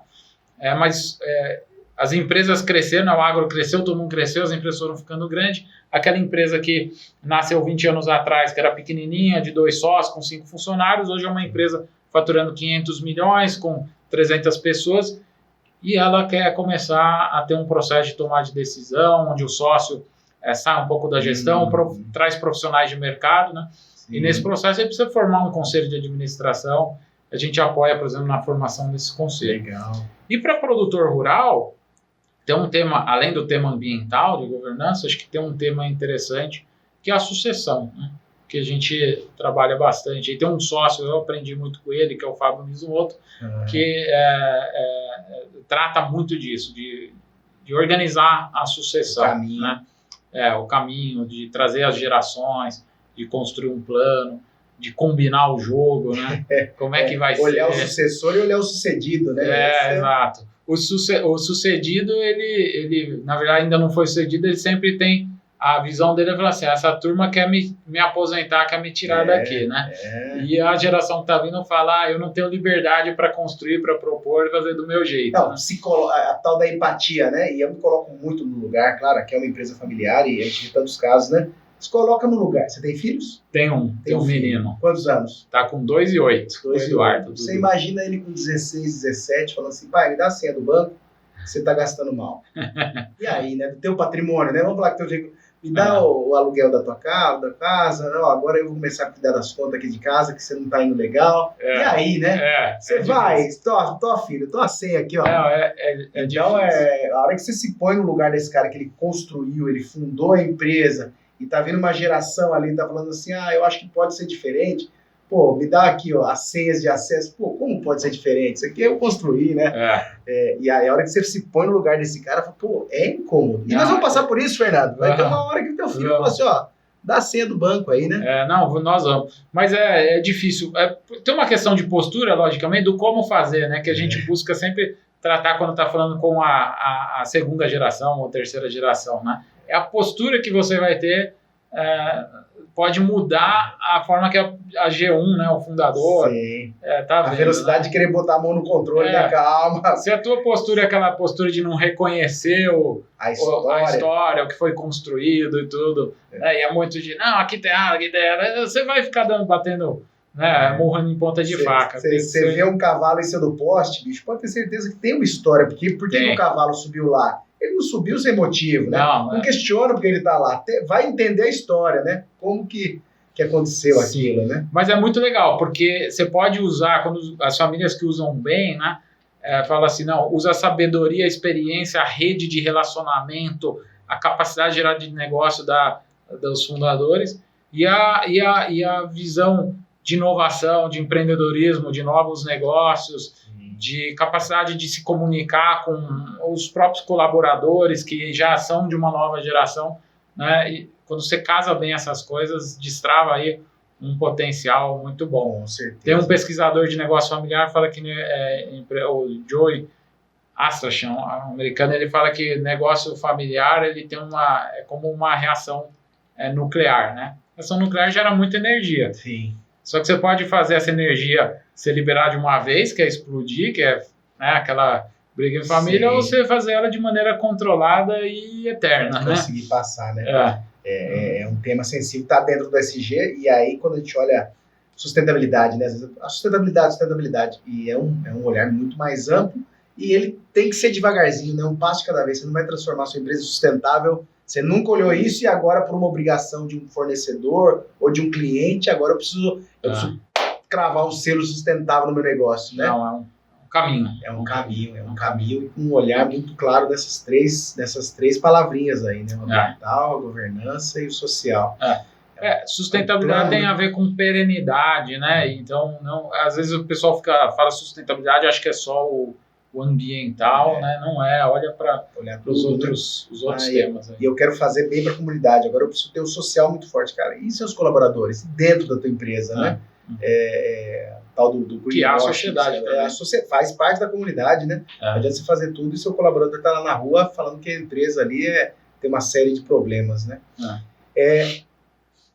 Um caso que te orgulha, um caso dentro da Markstrat que você fala assim, puta, nós pegamos esse cliente dessa maneira, não precisa abrir nome de cliente, mas até para entender, né, pro pessoal que está assistindo, assim, como que é essa evolução, né, essa jornada dentro dos assessorados. Legal. Bom, eu primeiro dizer assim, e não é tirando a obrigação da consultoria de um plano, de uma recomendação dar certo, mas só é legal contextualizar que assim, qualquer trabalho de consultoria, ele tem uma primeira etapa, que é o nosso diagnóstico e construção, e uma segunda parte, que é a implementação disso e a execução, né? A consultoria, geralmente, a gente está na parte de ajudar as empresas a tomar de decisão. e às vezes a gente fica um pouquinho no acompanhamento disso, na implementação. Perfeito. Mas o fato é que para dar certo, você precisa de uma disciplina de execução muito boa, né? 10% inspiração, 90% transpiração. E capacidade de executar. Então, muito do trabalho que a gente faz de assessoria, de dar os caminhos, de dar as recomendações, ele depende depois de uma capacidade muito boa de execução. Tem uma estatística que diz que 90% dos projetos falham, né? E eles falham por algum problema ali, dentre outros fatores, mas... Foi uma das primeiras conversas, né, Fernando? Eu tenho dúvidas sobre a implementação, né? Como vai ser. Mas isso para dizer que, assim, a gente faz um projeto e tem uma segunda etapa que é o cliente implementando, uma parte a gente pode ajudar, mas não tem jeito. Eu não, né, no meu consultor, eu não sou o funcionário para ir lá e fazer a rotina. E é na rotina que as coisas de fato acontecem. E aí a gente tem um caso interessante, a Cooperativa do Estado de São Paulo, que foi lá por 2014, né? A gente fez o planejamento de 10 anos deles, e o planejamento era desafiador, porque envolvia um crescimento muito grande, era mais que dobrar o volume em 10 anos, com uma diversificação de negócios e abrir a rede de cooperados e terceiros, né? Ir para novos mercados, competir em regiões onde não atuavam, né? E esse perfil de projeto, de plano de expansão, é legal, que a gente fez planejamento estratégico até hoje, né, nesses 20 anos, muito sempre com foco, o planejamento ele tinha sempre o viés de expansão, né, dos negócios, porque o agro vinha dessa expansão. Minha curiosidade é como vai ser daqui para frente. Pode ser que os planejamentos vão começar a ser mais focados em como que a gente melhora a eficiência dos negócios, né, se a gente chegar num platô ali de crescimento. Né? Mas o fato é que de 14, seria um plano 14 e 24, né? Ali um pouco depois do meio do caminho, que seria 2020, um dos sócios que estava comigo, né, na época eu ainda não era sócio, mas que coordenava o projeto, recebeu a ligação do presidente agradecendo e fazendo um comentário, né, que tinha alcançado aquele planejamento antes, né, 4 anos antes do que estava planejado, né? Executou 4 anos antes. Né? E para uma cooperativa, né, agrícola, não é fácil, né? Porque ela tem um lado conservador forte, tem tantos mil cooperados, um conselho que muda de tempo em tempo. Então, a gente vai ser arrojado agora. Será que o próximo conselho vai tocar esse negócio? Não é fácil. Perfeito. Tem esses desafios. E aí a gente ficou muito feliz, né? Falou assim, legal, fizemos, não foi fácil chegar nos números, tal, projetar. Porque é fácil projetar crescimento, né? Você bota 10% ao ano, não, mas fazer alguma coisa que pare de pé e que tem todo um conjunto de projetos que vão sustentar, isso que deu mais alegria pra gente, foi assim, e aqueles projetos que eram a sustentação, eles de fato, a maior parte deles foram implementados e aquilo que viabilizou o crescimento, né? Isso tem a ver um pouco com o nosso método também de fazer planejamento estratégico, que é culminar com um conjunto de projetos que vão viabilizar aquilo. Né? Sim. E aí, assim... E mesmo sem contar no Santo, uma cooperativa que profissionalizou, cresceu, expandiu, abriu um modelo de negócio, não precisa contar o Santo, não. É muito claro. Em São Paulo, eles vão ao cooperativa de São Paulo. Legal. Você a gente viu que realmente isso aconteceu, né? Não, essa foi gratificante. E a gente fala assim, um plano pode não ser implementado por 3 razões. A primeira, se o plano é ruim, pode ser ruim. Acontece, o plano pode ser ruim. Né? A gente sempre faz o nosso melhor. Mas você pode ter alguma situação no plano 1. Claro. Você pode ter uma situação das pessoas não comprarem o plano. Então, como que a gente vence essas duas? A primeira primeiro, nosso profundo conhecimento em agronegócio e em negócios, e fazendo isso junto com o cliente. Estressar o plano. A gente tem a humildade de dizer, a gente não sabe tudo, vocês sabem também, vocês também são especialistas. Então, construir junto. E isso viabiliza o segundo aspecto, que é as pessoas não comprarem o plano. Se eu construir junto, todo mundo participou. E aí eu consigo o engajamento. Não é que a estratégia seja democrática, tem que ter uma mão pesada de quem dá os caminhos, não vai assim. Se eu chamei vocês é porque eu quero mudar, né? Mas ter a construção envolvendo o time é super importante, né? E o terceiro aspecto é a execução. Então pode não dar certo porque o plano é ruim, porque as pessoas não estão engajadas, ou porque a execução foi mal feita. E nesse aspecto da execução, sempre a recomendação nossa é qualquer planejamento ou ideia, que ela seja quebrada em pacotinhos. Os pacotinhos são os projetos que eu vou implementar, que vão ser as pequenas vitórias aí. Assim, quem que é o responsável, qual que é o escopo, qual que é o prazo para terminar e quem que vai acompanhar isso. Gestão de projeto mesmo. Gestão de projeto. Dedicação do tempo daquele profissional, precisa de outro para substituir ele na operação. Porque falar que um cara, dependendo do tempo que ele precisa dedicar naquele projeto, na execução, ele volta para a cadeira dele, porque ele precisa tocar o dia a dia, né?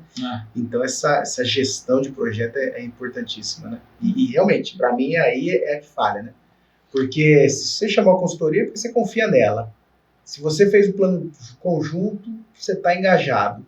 Agora, o dia a dia, a falta de planejar a implementação, é que eu vi vários projetos assim no kickoff, putz, isso é lindo, maravilhoso, vamos para lá, e daqui um ano a gente já está falando de outra coisa, precisamos chamar uma consultoria para nos ajudar. Pô, e aquele projeto? Engavetou. Pode às vezes engavetar, mas aí tem que saber o porquê, né? Você mudou a nossa ideia, a prioridade, ou foi falta de foco, né? Então, acho que é isso. E lembrar que todo planejamento ele precisa ser revisto, né? Sim. Você fez com o cenário que você tinha hoje. 6 meses depois pode ter mudado, né? Então tem que ter uma rotina de revisão aí. De prioridades, né? Mas tomar cuidado, né? A linha de chegada é a mesma, é sempre a mesma, né? Eu quero chegar lá. O caminho ele pode ir mudando de acordo com o cenário, né? Ou a velocidade, né? Mas é lá que eu quero chegar. Você seta a ambição, tem um plano, depois vai corrigindo rota. Exatamente, né? Exatamente. E entrando, a gente falou um pouco de tecnologia e um tema que me chama muita atenção é a quantidade de agtechs, de startups do agronegócio, né? Como isso tem acelerado as inovações. Como é que a Markstrat está olhando esse mundo novo, né? Eu vi uma reportagem esses dias, 2.500 agtechs, né? Sim, no Brasil, discutindo inovação no agro. Não, isso é muito importante, né? A agtech ela é fundamental para esse novo modelo de processo de inovação, principalmente relacionado à tecnologia, né? Sim. Da parte tech. Tem as agtechs, as agfintechs, né? Então, a nossa visão é que assim, elas fazem parte do que vai ser o futuro do agronegócio, aquelas melhorias que podem, de fato, mudar hoje a forma como a gente faz as coisas, né? Elas são viabilizadoras. E o fato de serem agtechs, né? Ela é uma necessidade, mas também ela é um reflexo. Um reflexo é uma necessidade porque a gente precisa de inovação constante, os negócios demandam ganho de eficiência, produtividade, etc. E ela é uma consequência de uma dificuldade que as empresas têm em fazer inovação internamente com agilidade, com flexibilidade. E fora da caixa, né? Fora da ideias, né? Agilidade fora da caixa, né? Então ela é uma ineficiência das empresas, vai ficando grande, vai criando hierarquia, vai criando controle, todo o recurso que vai ser usado precisa ser metrificado, qual que é o resultado e tal. As empresas tentam promover inovação, destinando uma parte do recurso e tal, mas ainda essa inovação que depende, às vezes, de uma visão que é totalmente nova, de algo que é muito emergente, você não consegue ter lá dentro. Tem que ser alguém que é muito novo, que está ligado lá no negócio de internet das coisas, no negócio de sensor e tal, que tem essa veia do empreendedor, né, que é um cara que começa a conectar as coisas e quer gerar, né? E que foi all-in, né? Colocou todas as forças dele naquele negócio ali, ele precisa dar certo. E às vezes é um capital humano muito bom, mas que ainda está novo, mas que está com disposição de ser o CEO da empresa, a faxineira, o fazedor de café, o programador ali, né? Então essa é difícil, você não consegue trazer essa pessoa para dentro de uma estrutura pesada, né? E aí, beleza, a agtech então é um fenômeno que é uma coisa que acaba sendo a consequência desse modelo mais engessado das empresas. Mas aí você vê que as empresas fazem o quê? Elas se aproximam desses ambientes, né, com os grupos de inovação, os hubs aí, fazendo investimento, fala assim, hub, faz esse processo de curadoria, seleciona, fomenta, usa um pouco do meu dinheiro ali e tal, e a gente vê que isso dá resultado, né? Então, você pega a usina de cana-de-açúcar, né? Lá em Piracicaba tem o hub da Raízen, né? Isso. A PwC. Tem a PwC e aí tem a Raízen junto. Ela tem o próprio dela, mas aí você pega, né? Ela tá ali fomentando, mas uma hora ou outra ela vê uma tecnologia que tem muita aplicação, traz para dentro. Tem o Ronaldinho Gaúcho ali, tem um cara diferenciado. Traz para dentro do negócio, né? Então, as agtechs são um dos caminhos aí desse processo de inovação. Muito a inovação, né? Acelera. Você olha para trás que não tinha esse modelo muito claro, né? O quanto era comemorado as inovações do agro, né? E hoje parece que é diário, né? Você vê todo dia uma coisa nova acontecendo. É diário. Elas trouxeram muito essa velocidade. E tem um elemento interessante novo também, que houve uma democratização do investimento nesse capital de risco, né? Hoje existem plataformas que permitem uma pessoa física investir em startup de uma maneira bem pulverizada, pouquinho de recurso, fomentando o negócio, né? E ele pode selecionar o estágio daquela startup. Eu quero aquela no comecinho mesmo. Eu quero já mais validado o teste. Então hoje ele consegue saber onde ele vai pôr o capital. Ou no super risco aqui, mas que você vai pegar todo o crescimento se der certo, ou uma coisa já mais avançada, mais validada. Então tem isso, essa democratização aí é interessante.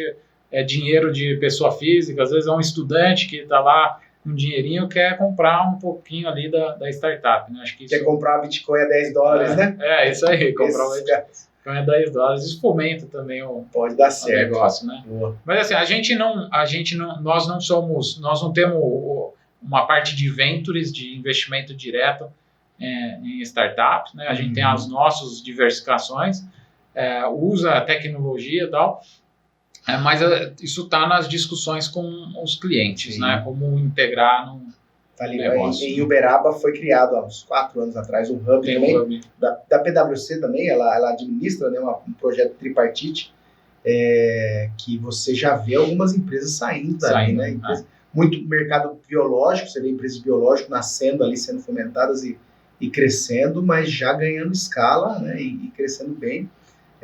E é super interessante para todos os lados, né? Para todos os lados. Né? Para o próprio município é interessante que essas empresas sejam criadas aqui dentro. Sim. Né? Gera mão de obra, gera pagamento de imposto. E geralmente ela nasce num lugar ali, ela fica ali, ela multiplica. Exatamente. E aí a gente falou um pouco sobre visão de longo prazo, né? Os desafios além de 2025, que a MarketStrat está vendo. Tanto desafio como tendências, né?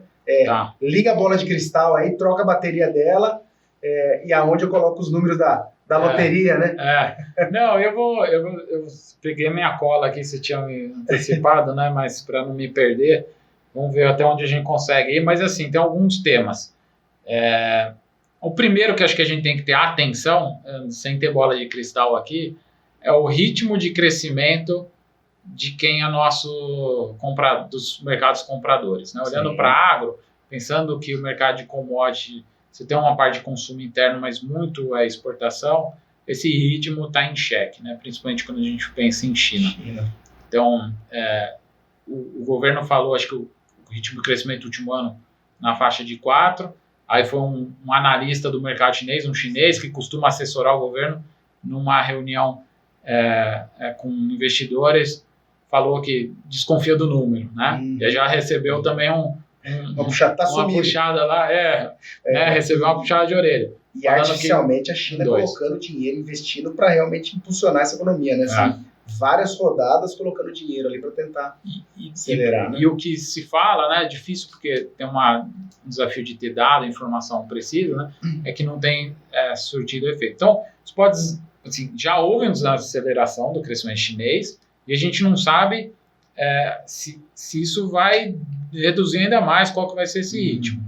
E somado a isso, tem informações, você comentou do Ray Dalio, né? Eu não lembro se ele é um dos que falam disso, mas parece que tem um gap de gente em relação ao que antes se dizia que tinha populacional. Parece que está faltando ali umas 100 milhões de pessoas, né? O meio Brasil na base da pirâmide, que é da onde vem a força de trabalho e consumo futuro, né? Então, você tira essa base aqui, você complicou ainda mais a capacidade de crescimento. Crescimento e renda, né? Então, tem essa questão que eu acho que é o principal ponto de atenção nosso para o futuro ali, né, que pode impactar.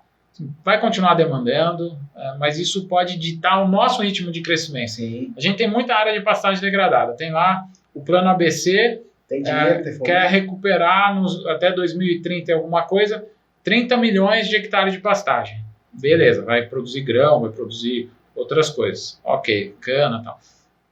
Poxa, mas e aí? Será que o ritmo de crescimento do consumo vai ser na mesma taxa? Então, essa é uma preocupação. Ainda isso não mudou nenhuma projeção dos principais. Você olha para a USDA, que é o órgão, seria a nossa Conab americana, que projeta a safra no mundo inteiro. Você olha a FAO, né, que é da ONU. Então, as projeções ainda não mudaram, mas tá aí, isso pode impactar. Você começa a ver uma luz ali piscando, né? E a luz da China piscando, ela está há muito tempo, né? Está muito tempo. A China ela saiu dos 13, 14 de crescimento, veio para os 5 e tentando se manter nesses 5, 6 ali, injetando dinheiro. Né? E é um grande mercado. E aí uma crise pode gerar um impacto numa redução do crescimento, mas a gente sabe que a crise, em geral, joga uma parte da população para uma camada de baixo de renda, e a gente sabe que uma das drivers do crescimento da renda foi o consumo de proteína, né? Então, o frango, né? O suíno e a carne vermelha, né? Que é um mercado que a gente hoje tem a China como um importante cliente. Sim. Pode ter um impacto nesse consumo. Então, acho que é o ponto de atenção no horizonte aí de 10 anos, né? Um outro ponto que eu acho que é importante aqui, não está muito na ordem de importância, claro, tá? Mas é o protecionismo que a gente falou, né? É o protecionismo e regulação dos mercados, leis, regulamentos, né? Sim. Então, isso aí vai impactar nosso mercado. A pressão ambiental das coisas, né? Por mudança climática ou por os produtos, o quanto que eles impactam o meio ambiente e tal. Isso aí, acho que vai... Então, você tem a Europa e os Estados Unidos e Japão, está muito restritivo no uso de químico, por exemplo, na agricultura.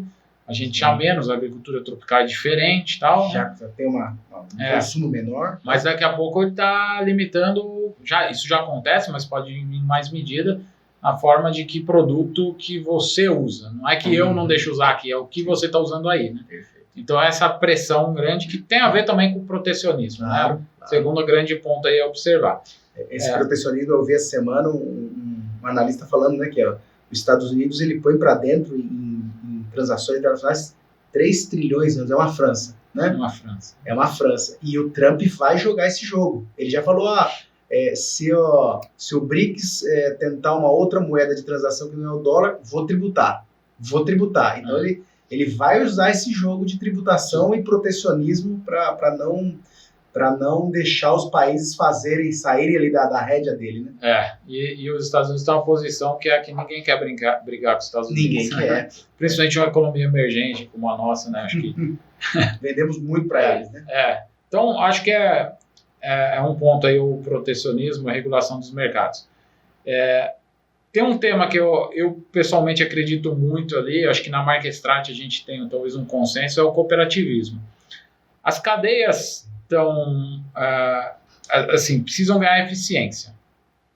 O produtor com menor margem, cadeia com menor margem, precisa ganhar eficiência. A cooperativa ajuda nesse processo de ganho de eficiência, porque ela dá escala dos negócios, ela dá escala para o produtor, melhora o poder de barganha para ele, ela promove alguma coisa que lá na década de 60, 2 professores de Harvard, quando cunharam o termo agribusiness, ou agronegócio, diziam que era essencial para a economia americana ganhar competitividade. Eu falava, o cooperativismo, ganho de escala e integração para frente e para trás. O que é integração para frente e para trás? Eu agregar elo de produção, e a cooperativa faz isso, né? Sim. Então, imagina, outro dia eu estava vendo na TV, a reportagem, a televisão sempre faz isso no começo do ano, lá numa cooperativa no Paraná, entrevistando o produtor que ia receber sobra, né? O equivalente à distribuição de lucro de uma empresa é a sobra da cooperativa. É uma forma de a renda que ela gerou na agregação de valor, porque ela tem a fábrica de ração, ela tem alguns insumos próprios, ela produz a própria proteína, ela agrega valor na cadeia, ela distribui isso. Então, o cooperativismo ele tem um apelo muito forte. E ele tem, como falamos no começo, diversas formas, né? Então, você tem o cooperativismo do Sul, que ele é tanto desde a assistência técnica, os insumos, a produção, essa integração total, né? Até outros modelos, o cooperativismo do algodão no Centro-Oeste, que são as algodoeiras, né? Que os produtores se juntam para processar, tal, que é uma necessidade. Até os grupos de compras, economizar na compra de insumo, né? Então, acho que essa é uma tendência, aí o cooperativismo deve se fortalecer, né? Nossa visão. E ele traz com ele, mas não é só o cooperativismo, mas a visão de necessidade de economia circular pelo contexto de questão climática, não vale mudança, mas a questão climática, a questão de carbono, né, e redução de margens, uma necessidade de uso dessa economia circular, que é o insumo que é de veio que é o dejeto do outro, né, ou a sobra da outra atividade. Isso traz um ganho de eficiência do sistema. Tem um outro fator aí também, que é a regulamentação, né? Hoje, para você abrir um novo projeto, você tem que ter destino para todas as saídas. Para todas as saídas. Então já é uma regulamentação forte em cima. Consumo de água, uso de água, recirculação, saída de... Perfeito. Né? A própria legislação já pede isso, né? Mas ela pode ir para um grau além, né? Que é você criar produtos, inovar e tal, né? Como que eu faço disso um negócio? Um negócio. E junto com isso tem a eficiência das cadeias. As cadeias longas, o mundo está muito complexo e a gente vê que existe um esforço dos vários players ali, agentes, encurtarem um pouco a cadeia. Porque ela, sendo muito longa, é o efeito chicote, né? Uma variaçãozinha pequena aqui leva lá na ponta uma variação grande. A hora que eu encurto, fica mais visível, não tenho tanto gap de informação, né? É uma questão. E a outra é captura de margem ao longo da cadeia. Tem muita gente, tem margem sendo dissipada. Se eu consigo encurtar ela, eu ganho margem. Isso que tem a ver com também integração, agora numa outra visão que é de agregar margem na cadeia. Então, acho que essa é uma outra... um exemplo, tá? Bem claro que a gente vê hoje. A China é o maior produtor global de molécula química. Defensivo. Ela, tipicamente, quando ela vai para os mercados, ela vende no B2B. Ela fornece para outras empresas que têm moléculas próprias, mas que terceirizam a produção e que tem marca e acesso ao mercado. Né? Como que a China tem feito? Ela sabe que ela consegue encurtar, ela percebeu que ela consegue encurtar, ela tem feito um movimento de ela vir com a própria estrutura para acessar revendas, cooperativas, ou mesmo o produtor rural. Né? Então, ela está tentando encurtar. Né? Já entenderam que meu produto é bom, agora eu dou um salto. Exato. Então, interessante. Acho que... E de outro lado, você tem movimentos de negócios sendo criados no Brasil. Fala assim, eu vou na China buscar. Eu não quero mais um intermediário, que pode ser uma indústria, um importador. Né? Então, aqui é um exemplo que a gente vê bastante forte aí acontecendo. Sim. Encurtamento de cadeia. E tentando ser leve, né? Tentando ser uma estrutura leve, mas nova, tentando usar tecnologia, né? Leve, eficiente, enxuto. Terceirizando a armazenagem, talvez terceirizando até rótulo, embalagem, industrialização, para ser leve na ponta. Para ser leve, né? Porque o paradigma é como é que eu consigo fazer o produtor ser mais competitivo em custo. É uma decisão de... Né? Tem empresa que está falando como é que eu consigo vender os produtos de mais valor, etc.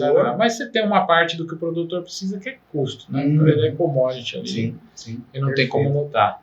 Então, outra visão de encurtamento de cadeia. Hoje à tarde, a hora que for tomar o tereré, tem que pensar nesses pontos, como é que a gente vai encaixando a empresa em todas essas tendências. E aí, tem mais? Tem alguns, mas eu queria só falar de um, talvez, que a gente não falou muito do produtor aqui, mas que é a parte de tecnologia. A agricultura de precisão também não é algo novo. Lá, 15 anos atrás, eu tive aula sobre isso e já não era tão novo lá. Mas o fato é que a tecnologia vem avançando muito e viabilizando novas formas de agricultura de precisão. O que é a agricultura de precisão? Lá atrás, a agricultura de precisão era simplesmente eu fazer sistematização da área, aplicar em taxa variável o fertilizante. Isso. Hoje ela está indo para outras coisas, né? Então, eu consegui identificar em tempo real daninha, eu consegui ter o sensor que vê se o meu plantio está sendo bem feito e ajustando e tal, né? Então isso, lógico, hoje ainda às vezes para o produtor é difícil ele ver um benefício direto em custo e tal, mas é porque essas tecnologias estão cada vez ficando melhores. Acho que em 10 anos, esse vai ser, assim, a gente vai vencer essa barreira, assim, em 10 anos isso vai ter que ser incorporado. Quem produz commodity, eficiência em custo. Se isso reduz o meu custo ou melhora a minha produtividade, que por sua vez diminui custo fixo, eu preciso automação, adotar, né? Automação e automação. De drone, automação de trator, pulverizador, essa questão de redução de consumo de herbicida localizado, isso perfeito, aplicação localizada. Está avançando bem, né? Interessantíssimo. Então, acho que é um ponto, assim, mais olhando para a porteira que a gente vê que vai não dá para dizer que não vai mudar, mas vai evoluir muito os próximos 10 anos, e aí isso vai ter impacto para o próprio consumo de insumos, para a mão de obra que você tem na fazenda, né? E se adequa, né? Para outros temas. Isso, põe na agenda. Consultoria da Markstrat, com todas essas questões, né? Que isso põe essa minhoquinha na cabeça do cara que está ali atrás da mesa e falando para onde eu vou. Qual é o porte da empresa que passa a fazer sentido? Eu vou chamar o Fernando. Fernando, vem para cá, senta aqui. A partir de que tamanho de empresa? Tá. Eu vou dizer assim que pode existir uma régua de faturamento, mas é que às vezes depende também do apetite e do tamanho da dor, né? Mas a gente atende desde famílias que são produtores rurais ali, que eventualmente tem seus 2, 3, 4, 5 mil hectares de produção, e a gente vai fazer algum trabalho mais simples de sucessão familiar e tal, né? Até grandes grupos. O que a gente geralmente não consegue atender são negócios que ainda não geram startup, não faz sentido. Exato. Tem situações da gente entrar daí como parceiro, né? Né? Se a gente entende que o negócio é interessante, que a gente pode ajudar, aí a gente faz um modelo de sucesso, caso o seu negócio dê certo e tal, né? Mas a gente consegue ser bastante democrático nesse sentido, né? De atender aí projetos aí 50, 60 mil reais às vezes, né? Que você consegue por time, consegue gerar aí. Botar um primeiro caminho ali, uma linha de raciocínio da empresa. Exato. Legal. Mas acho que é isso. A gente atende bem do pequeno ao grande. Tem um projeto com multinacional, atuando em mais de 30 países aí com o time a partir do Brasil, mas com viagens e tal, né? Mas a gente não perde também o contato com os pequenos negócios. Muito bom, não pode. Ali é uma base de uma massa crítica bem interessante, já está de olho nesse mercado do pulverizado. Fernando, obrigado demais por ter vindo aqui, cara. Bate-papo que se estende, né? Cada assunto a gente pode ficar um dia aqui debatendo, né? E principalmente quando a gente está olhando para o futuro. Venha mais vezes, né? Falei no começo que a gente quer trazer o Marcos aqui também. Venha com ele pra gente. Vou cutucar ele aí para viabilizar isso. Vamos trazê-lo sim. Eu acho que o dia que você trouxer o Marcos, eu trago o Paulinelli, porque vai ser um papo aqui de grandes expoentes do agronegócio, né? Vai ser bem interessante botar esses dois para conversar. Com certeza. Eu que agradeço o convite. Foi um prazer aí trocar ideia aí. Primeiro de vários. Tomara. E vocês que ficaram conosco mais uma vez, quero agradecer ao Léo, que é o cara que faz tudo isso ficar de pé e esse podcast chegar a todo mundo. E nos vemos até o próximo episódio. Um abraço. Obrigado, gente. Conecta Agro, na raiz da informação.